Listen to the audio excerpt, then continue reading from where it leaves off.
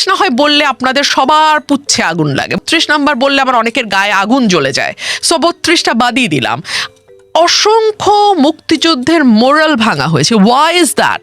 32 বললাম না, তাহলে এতগুলো মুক্তিযুদ্ধের মোরাল আপনারা কেন ভাঙলেন? 6 দফা তো কারো বাবার সম্পত্তি হওয়ার কথা ছিল না। যেই বাড়ি থেকে 6 দফার দাবি উঠেছিল সেই বাড়িটা তো আসলে জনগণের বাড়ি, এবং ওই বাড়িতে শেখ হাসিনা বা শেখ রেহানা বা ওনাদের বংশধর কেউ থাকেনও না, ট্রাস্টে দিয়ে দিয়েছেন ওনারা। তো গণসম্পত্তি, জনগণের সম্পত্তি।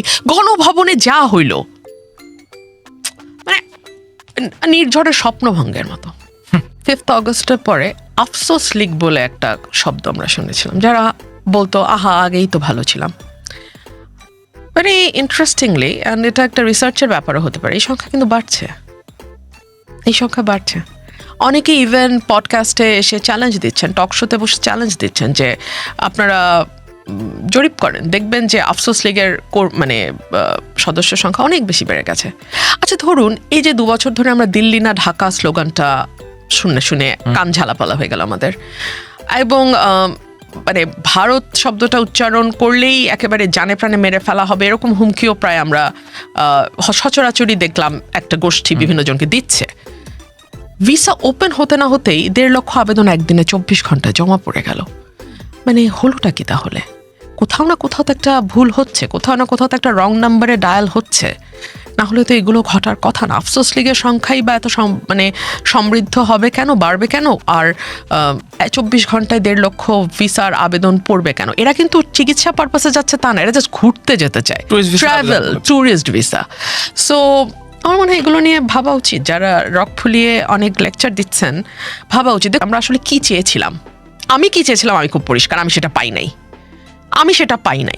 আমি সিস্টেমের একটা পরিবর্তন চেয়েছিলাম, আমি সত্যিকার অর্থে একটা গণতান্ত্রিক রাষ্ট্র চেয়েছিলাম, আমি সবার জন্য বাংলাদেশ চেয়েছিলাম, যেই বাংলাদেশে একজন নারী ইনসিকিউর ফিল করবেন না, যেই বাংলাদেশে একজন নারীর পোশাক প্রতি মুহূর্তে মরাল কোয়েশ্চেনিংয়ের মধ্যে পড়বে না, যেই বাংলাদেশে একজন সংখ্যালঘু, সেটা ধর্মীয় অর্থে হোক কিংবা জাতিগতভাবে হোক, তাকে প্রতি মুহূর্তে আসলে হিসাব করে চলতে হবে না। আমি এরকম একটা বাংলাদেশ চেয়েছিলাম। আমি বাংলাদেশ চেয়েছিলাম যেখানে 10% মানুষের হাতে জিডিপির 40% গিয়ে জমা হবে না, কিংবা একেবারে প্রান্তিক 10% হাতে জিডিপির 0.005% যাবে না। মানে এইরকম ভয়াবহ ডিসপ্যারিটির মধ্যে বাংলাদেশ পড়বে না।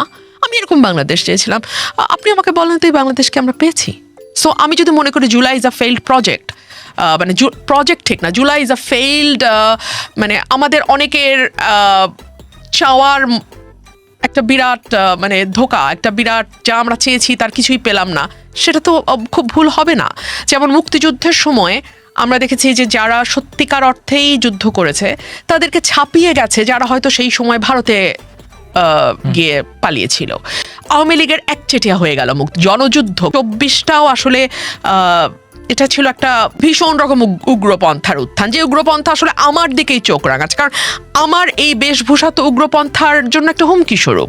আমার ভয়েস, আমার গলা, আমার কথা, আমার চিন্তা করার ক্ষমতা এবং সেটাকে প্রকাশ করবার শক্তি, এই সব কিছু উগ্রপন্থার জন্য একটা হুমকি। সো আমি যখন দেখলাম যে আমার এই আন্দোলনটার ফল চলে যাচ্ছে উগ্রবাদীদের হাতে, তখন ডেফিনেটলি আমিও একরকম প্রতারিত বোধ করেছি। যখন আমি দেখলাম যে মুক্তিযুদ্ধের গান গেয়ে যেই সংগ্রামটা, যে আন্দোলনটা হইল 1.5 মাস, এরপরেই আমরা 32 নাম্বার ভাঙা, আচ্ছা ঠিক আছে 32 নাম্বার বললে আবার অনেকের গায়ে আগুন জ্বলে যায়, সো 32টা বাদই দিলাম। অসংখ্য মুক্তিযুদ্ধের মোরাল ভাঙা হয়েছে, ওয়াই ইজ দ্যাট? 32 না হয় বললে আপনাদের সবার পুচ্ছে আগুন লাগে, 32 বললাম না, তাহলে এতগুলো মুক্তিযুদ্ধের মোরাল আপনারা কেন ভাঙলেন? 6 দফা তো কারো বাবার সম্পত্তি হওয়ার কথা ছিল না। যেই বাড়ি থেকে 6 দফার দাবি উঠেছিল সেই বাড়িটা তো আসলে জনগণের বাড়ি, এবং ওই বাড়িতে শেখ হাসিনা বা শেখ রেহানা বা ওনাদের বংশধর কেউ থাকেনও না, ট্রাস্টে দিয়ে দিয়েছেন ওনারা। তো গণসম্পত্তি, জনগণের সম্পত্তি। গণভবনে যা হইল মানে নির্ঝরের স্বপ্নভঙ্গের মতো। নির্বাচনের 3 দিন আগে একটা চুক্তি হয়েছিল যুক্তরাষ্ট্রের সাথে বাংলাদেশে, সেই চুক্তিটা নিয়ে আপনি কথা বলতে চেয়েছিলেন, এরকম একটা তথ্য পড়েছিলাম। কেন পারলেন না সেটা নিয়ে কথা বলতে? কারণটা তো আমি বলেছি যে আমাকে নোটিশ, মানে স্পিকার আমাকে যেটা বললেন আমাকে নোটিশ দিতে হবে এবং নোটিশে 5 জনের স্বাক্ষর লাগবে। সো 5 জন আমাকে আসলে কে স্বাক্ষর দেবে? সরকারি দল তো নিশ্চয়ই দেবে না, তাই না? বাকি থাকে জামাত তো এটা নিয়ে কথা বলবে না। আর কারণ বলে তো তারা নিজেরাই আনতো, তাদের তো আর আমার নোটিশে স্বাক্ষর করার কিছু নাই। আর এনসিপি তো জামাতের বাইরে যাওয়ার ক্ষমতাই নাই, এখনো পর্যন্ত নাই। সো যখন বক্তব্য রাখতে হচ্ছে আমাকে একাই রাখতে, মানে এত বড় একটা চুক্তি নিয়ে সংসদ সদস্য 5 জন সংসদ সদস্য পাওয়া গেল না, যে এই চুক্তিটা তো অজস্র আলাপ হয়েছে আউট অফ পার্লামেন্ট। দলের বাইরে গিয়ে দেশের পক্ষে দাঁড়ানোর মতন সাংসদ কি আপনারা সংসদে পাঠিয়েছেন? দলগুলো কি তাদেরকে নার্চার করে? দলগুলো কি তাদেরকে ফ্লারিশ হতে দেয়? দল তো চায় বনসাই গাছ, তো বনসাই গাছের ভিড়ে আপনি ইন্ডিপেন্ডেন্ট কারেজাস ভয়েস পাবেন কেমনে? মানে ইউনুসের সময় তো I was the target of everyone. হ্যাঁ, তো তখন আমি বলেছিলাম যে এখন তো একজন মানুষ নিরাপদে সন্ধ্যাবেলা বেরোতে ভয় পায়। তখন যখন সবাই গালাগালি করলো, পরের দিন বড় বড় করে হেডলাইন হইলো যে মোহাম্মদপুরে ওই ছিনতাইকারীর হাতে পড়ে এই অবস্থা হচ্ছে, মোহাম্মদপুর একটা আলাদা জোন হয়ে গেছে, কিংবা আপনার ওইদিকে শ্যামলির ওইদিকে ওগুলো আলাদা আলাদা জোন হয়ে গেছে, এত খারাপ অবস্থা আইন শৃঙ্খলার। তো তখনই আবার আরেক দল বললেই যে দেখেন উনি যা বলছে তা তো ঠিকই, কিন্তু আমি যা বলছি এটা ঠিক প্রমাণ বা ভুল প্রমাণটা এখানে মুখ্য না। মুখ্য হচ্ছে যে অবস্থার উন্নতির জায়গায় আমি অবনতিটাই দেখেছি। ধরুন আমি বা আমার মতন যারা নোন ফেস বা যারা সরাসরি রাজনীতির সঙ্গে যুক্ত, তাদের জীবন হাসিনার সময় হয়তো মোর ভালনারেবল ছিল, কিন্তু যারা একটা সাধারণ মানুষ যে অফিসে একটা প্রাইভেট কোম্পানিতে চাকরি করে, 80,000 টাকা বেতন পায়, ঘর ভাড়া দেয়, বাড়ি ভাড়া দেয়, বাবা মাকে কিছু টাকা পাঠায়, সন্ধ্যাবেলা বউকে নিয়ে ফুচকা খেতে যায়, এটাই হচ্ছে তার জীবন।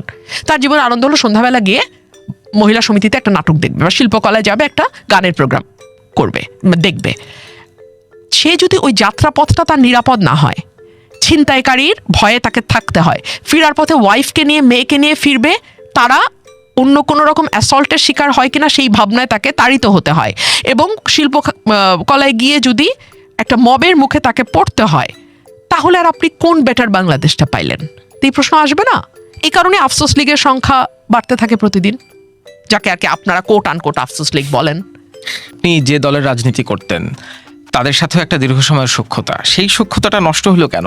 আপনি বিএনপির রাজনীতি করেছেন, বিএনপির সহ আন্তর্জাতিক বিষয়ক সম্পাদক ছিলেন, একাদশ জাতীয় সংসদে আপনাকে সংসদে দেখা গেছে, এবং সেখানে বিএনপির হয়ে যে 1-2টা ভয়েস সংসদে আমরা শুনতাম, তার মধ্যে আপনি একজন। সেই দলের জন্য কাজ করে এত বছর সেই সখ্যতাটা নষ্ট হলো কি কারণে, যে আপনাকে সেই দলের বিরুদ্ধে গিয়ে স্বতন্ত্র নির্বাচন করতে হলো ত্রয়োদশ জাতীয় সংসদ নির্বাচনে? এটা আসলে আমি বলবো সখ্যতা নষ্ট ঠিক নয়, হয়তো আমার কিছু কথা দল ভালোভাবে নেয়নি বা নিতে পারে নাই। আপনার মনে থাকবে 5ই অগস্টের পরপর যখন ভীষণ রকম চাঁদাবাজি শুরু হলো সব জায়গায়, এবং লোকাল লেভেলে স্পেশালি বিএনপির নেতাকর্মীদের নাম ভীষণভাবে এসছে। তো তখন বেশ কয়েকটা টক শোতে আমি বলেছি যে হ্যাঁ, ভীষণভাবে নাম আসছে এবং দলের উচিত এই ব্যাপারটা স্ট্যান্ড নেওয়া। এবং তখন বিএনপি আমাকে শোকজ করলো, এবং খুবই সন্তর্পণে শোকজটা করা হলো, যাতে এটা মিডিয়াতে কিন্তু আসেনি।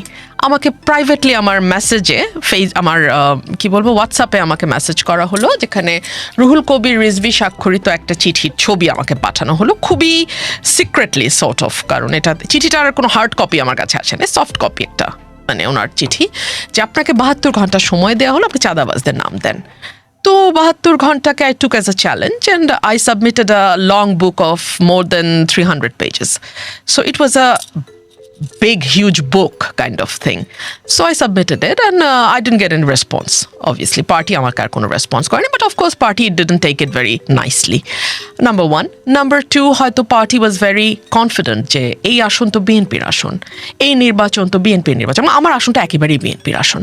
So party was very confident যে এই জন্য আমাকে ধাক্কা দিয়ে বের করে দিতে দুবার ভাবেও নাই, তাই না? যেদিন দেশনেত্রী বেগম খালেদা জিয়া সকালে মারা গেলেন, ওদিন বিকালে আমাকে বহিষ্কার করা হলো। they didn't even take 24 hours and they didn't even care to, যে ওই সময়টা যাক, শোকের টাইমটা পার হোক, তারপরে রুমিনকে বহিষ্কার করি। They didn't even care for that.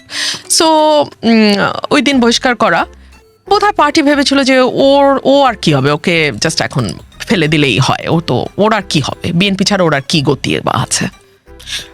মানে আপনি তো ধরেন একজন রাজনীতিবিদ, সংসদ সদস্য, তার বাইরে একজন মানুষ হতো যে রাজনৈতিক দলের জন্য একটা লম্বা সময় আপনি রাজপথে কথা বললেন, টেলিভিশনে কথা বললেন। মানে বিএনপির ভয়েস তো আমরা আওয়ামী লীগের আমলে হাতে গোনা যে 1-2 জন বিএনপির ভয়েস টেলিভিশনেও দেখতাম, টকশোতে, তার মধ্যে আপনি বলা যেতে পারে শুরুর দিকেই আপনার নাম। সেই দল আপনার কোনো একটা মন্তব্য গ্রহণ করতে না পেরে আপনাকে বহিষ্কার করবে, এটা না, মনোনয়ন দেয়নি, তারপরে বহিষ্কার করেছে। প্রথমে মনোনয়ন দেয় না, তারপর আপনাকে বহিষ্কার করেছে, এবং সম্ভবত 30 ডিসেম্বর। মানে এটা মানুষ হিসেবে আপনার কেমন লাগে? রাজনীতিবিদ না, কিংবা দীর্ঘদিন ধরে একজন পেশাজীবী আইনজীবী হিসেবে, না, একজন মানুষ হিসেবে কেমন লাগে? বিদ্যাসাগরকে একবার একজন বলছিলেন, আপনার ভীষণ বদনাম করছে অমুকে। বললো তাই? কিছুক্ষণ চুপ থাকলেন, দেখে উনি বললেন, আমার তো মনে পড়ছে না যে আমি ওর কোনো উপকার করেছি। সো বাঙালির চরিত্র বুঝতে এই উক্তিটি আমার মনে হয় যথেষ্ট। মানে আপনি যার উপকার করবেন দীর্ঘদিন, সে আপনার ক্ষতি না করে থাকবে, এটা আমাদের চরিত্রেই নাই। আর মানে মানুষ হিসাবে আমি এখানে কি বলবো? আমার কি তাহলে চিৎকার করে কাঁদা উচিত ছিল? আদালতে গিয়ে মামলা দায়ের করা উচিত ছিল? কি উচিত ছিল? আপনার ক্যারেক্টার আপনি শো করেছেন, I will show mine, as simple as that. এবং আমি আসলে বিএনপি যতটা না করেছি, আমি আসলে বেগম খালেদা জিয়া করেছি তার চেয়ে অনেক বেশি। সো এটা আমার কাছে খুব, মানে এটা একরকম মিস্টিরিয়াস একটা ঘটনাও, যে উনি যেদিন চলে গেলেন পৃথিবী থেকে, দলের সাথে আমার ওই দিন ফর্মালি উই গেট সেপারেটেড, একদম formally I was expelled from the party. So it's very mysterious, এবং আমার ভালোও লাগে যে যতদিন উনি ছিলেন আমি ছিলাম, উনি যেদিন নাই সেদিন থেকে আমি আর এই দলের সাথে নাই। এখন প্রধানমন্ত্রী পুরুষ, বিরোধী দলীয় নেতা পুরুষ, এবং আপনি বলছেন সংসদে এখন উগ্রপন্থার এক ধরনের ডমিনেন্স আছে। তাইলে কি এই গণঅভ্যুত্থানের পর নারীদের জন্য বাংলাদেশে পথ চলা আরো কঠিন হলো? অফকোর্স। আপনি 3 মাসের রেপের হিসাব দেখেন, স্বরাষ্ট্রমন্ত্রী কোনো কিছু স্বীকার করেন না, কিন্তু রেপ উনি স্বীকার করতে বাধ্য হয়েছেন, এবং এটা যুক্তি দিতেছেন কারণ এখন সবাই মামলা করে। দ্যাটস ভেরি ফানি দো, বাট উনি তো স্বীকার করছেন। 71 বছরের বৃদ্ধা, 9 মাসের শিশু, কি বলবেন আপনি? আপনি কি বলবেন? এবং রাষ্ট্রের প্রতি মুহূর্তে দেখুন, আপনি বলেন, আমরা তো এটার মানে উপরে দেখলাম যে এটার উগ্রপন্থার একটা দাপট 2 বছরে, কিন্তু উগ্রপন্থাটা কি 2 বছরে তৈরি হচ্ছে? 2 বছরে আপনাকে তাই মনে হয়? Of course not. এটাকে একটা উর্বর ক্ষেত্র দীর্ঘদিন ধরে বানানো হয়েছে, ভোটের হিসাব থেকে, রাজনীতির হিসাব থেকে, আমাকে ক্ষমতায় থাকতে হবে এই হিসাব থেকে। এই উগ্রবাদের একটা যে চারণভূমি তৈরি হয়েছে, এইটার দায় তো আসলে কোনো রাজনৈতিক দল বাংলাদেশে এড়াতে পারে না। এটা তো করা হয়েছে, এবং এটার ফল এখন আমাদের ভোগ করতে হবে।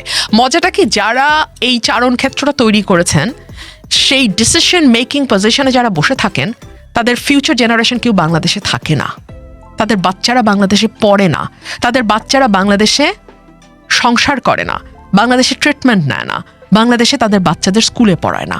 সো তারা বাংলাদেশটা নরক হয়ে গেলে বিদেশে বসে ওয়াইন খেতে খেতে হাসতে পারে, আমরা পারি না, কারণ আমাদের এর মধ্যে দিয়ে থাকতে হয়, চলতে হয়, বাস করতে হয়।